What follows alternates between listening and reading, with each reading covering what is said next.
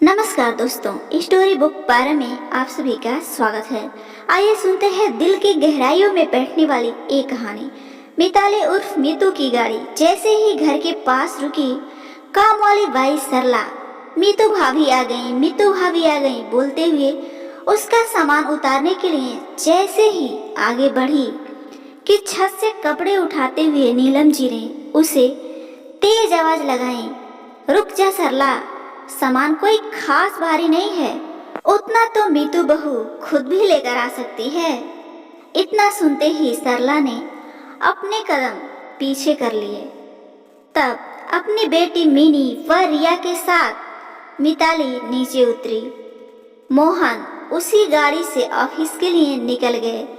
मिताली के ससुराल में उसकी 2 देवरानी, उनके बच्चे और पति ज्यादातर काम के सिलसिले में बाहर ही रहते थे। सबसे बड़ी मिताली यानी मीतू थी। नीलम जी मीतू की सासू माँ और नरेश जी उसके ससुर, जो कि अब एक रिटायर्ड ऑफिसर थे। नीलम जी बहुत तुनक मिजाज और गुस्सैल किस्म की थी। वहीं ससुर नरेश जी उतने ही शांत मिजाज के थे। उनकी पत्नी नीलम के आगे एक न चलती थी। कहने को तो सभी पढ़े लिखे, पर बुद्धि कुएं के मेढक सी थी। गर्मी की छुट्टियों में शादी ब्याह आने जाने का सिलसिला तो लगा ही रहता है।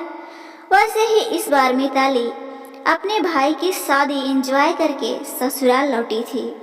उसी दिन विभा यानी मिताली की ननद, वो भी गर्मी की छुट्टियां बिताने मायके आई हुई थी। आते ही सबने उससे पूछना शुरू कर दिया, भाभी क्या मिला शादी में आपको, हमें भी तो दिखाइए।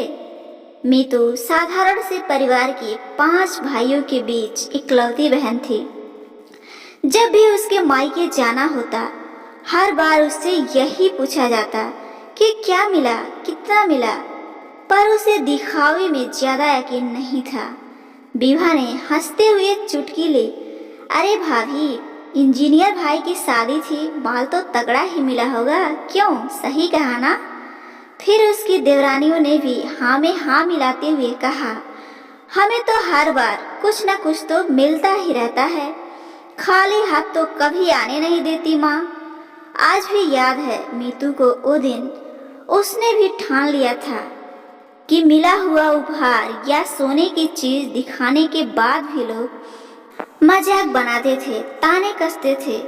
जब वो अपनापन सोचकर खुशी से दिखाती थी, देखिए मम्मी जी, यह साड़ी मिली है, ये अंगूठी मिली है आदि, तब मुंह टेढ़ा करके सब यही बोलते थे कि बहुत हल्का है, ठग दिया घर वालों ने देकर।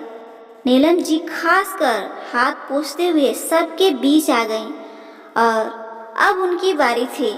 उन्होंने पूछा, इस बार मायके में कुछ नहीं मिला क्या बहू?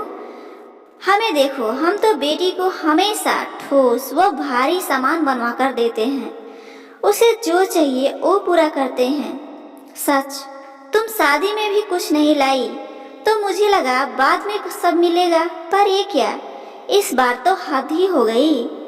कभी जो छोटे छोटे टुकड़े भी मिलते थे, इस बार तो वो भी नहीं मिले। इस बार मिताली भी अपने सास और ससुराल वालों से सामना करने को तैयार थी। उसने सांसें खींची और एक सुर में बोलना शुरू कर दिया, मम्मी जी, मेरे मम्मी पापा ने जिंदगी जीने के लिए मुझे शिक्षा दी, योग बनाया, पढ़ाया लिखाया, अच्छा जीवन साथी दिया। आखिर जब हमें किसी चीज की कमी ही नहीं है तो क्या मांगू और क्यों? मेरे घर वाले तो मुझे देख कर ही धन्य हो जाते हैं कि कितनी अच्छे से रहती है, और क्या चाहिए। मम्मी जी, हर माँ बाप अपने बच्चों को खुश देखना चाहते हैं, और मैं तो हर तरह से संतुष्ट हूँ और खुश रहती हूँ, इसलिए तो मैं कभी मांग नहीं करती, जो देते हैं उसी में खुश रहती हूँ। मेरा बस चले तो मैं खुद ही उनकी मदद करूँ, लेकिन उनसे एक भी पैसे न लूं। एक बात और माँ जी, मुझे किसी से कोई कंपटीशन भी नहीं करना, किसे भारी और किसे हल्का मिला, बस एहसानमंद हूँ उनकी, जिन्होंने इतना अच्छा जीवन साथी खोजा और उनके भी जिन्होंने इतनी ऊंची सोच दी। मुझे दहेज जितना देना था दे दिया, बाकी इससे एक पैसे की उम्मीद नहीं है। रही बात कुछ नहीं मिलने की, तो क्या दिखाऊं क्या मिला। मुझे उस प्रतियोगिता का हिस्सा नहीं बनना कि किसे कितना भारी मिला। प्यार से जो मिला वो हर बार रख ली, और इस बार भी। सबकी सांसें मिताली की बातें सुनकर गले में ही अटक गई। नीलम जी अंदर ही अंदर सोचने लगी कि बचपन से ही उनका बड़ा बेटा मोहन सब भाई बहनों से अलग सोच रखता था, और इसकी पत्नी भी ठीक वैसे ही उच्च विचारों वाली निकली। उन्हें मिताली के शब्दों से गुस्सा नहीं आ रहा था, बस अंतर्द्वंद ये चल रहा था कि कैसे हैं मेरे और बच्चे, विभा व उसके पति। मोहन ने तो अनजाने में ही अपने संस्कारों से मेरा नाम रोशन कर दिया। खुद को टटोलते हुए वो सोच रही थी, कैसे मायके में विभा की तरह वो भी जिद करती थी, मुझे ऐसा चाहिए वैसा चाहिए। लेकिन आज यह एहसास हो रहा था कि बड़प्पन और प्यार मांग कर लेने में नहीं, संतुष्टि से स्वीकार करने में है। जल्दी से उठकर नीलम जी सबके लिए चाय बनाने लगी।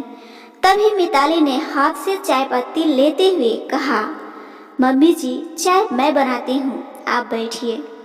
लेकिन ये क्या, आज खुद नीलम जी ने उसका हाथ पकड़कर उसे ड्राइंग रूम में बैठाते हुए कहा, थक गई है बाहर से आकर, मैं चाय बना लेती हूँ, साथ बैठकर पिएंगे। सास नीलम जी में अचानक हुई इस तरह चमत्कारी परिवर्तन का किसी को समझ में ही नहीं आ रहा था। उसकी देवरानियां व ननद अंदर ही अंदर नजरों से तरेर रही थीं। वह नीलम जी के उस भाव को पढ़ना चाह रही थी जो पहली बार देखने को मिला था। सच साथियों, मांग के जो चीज मिले उसमें वो बात कहाँ जो प्यार व आदर से दिया जाए। मेरे प्रिय श्रोतागण, यह पारिवारिक कहानी आपको कैसी लगी कमेंट करना मत भूलिएगा। और हाँ, इस चैनल की और भी कहानियाँ पढ़ने के लिए लाइक शेयर सब्सक्राइब जरूर करें, ताकि हमारी सारी वीडियोस और कहानियाँ आपको तुरंत पा सके। आपको अपना कीमती समय देने के लिए बहुत बहुत धन्यवाद।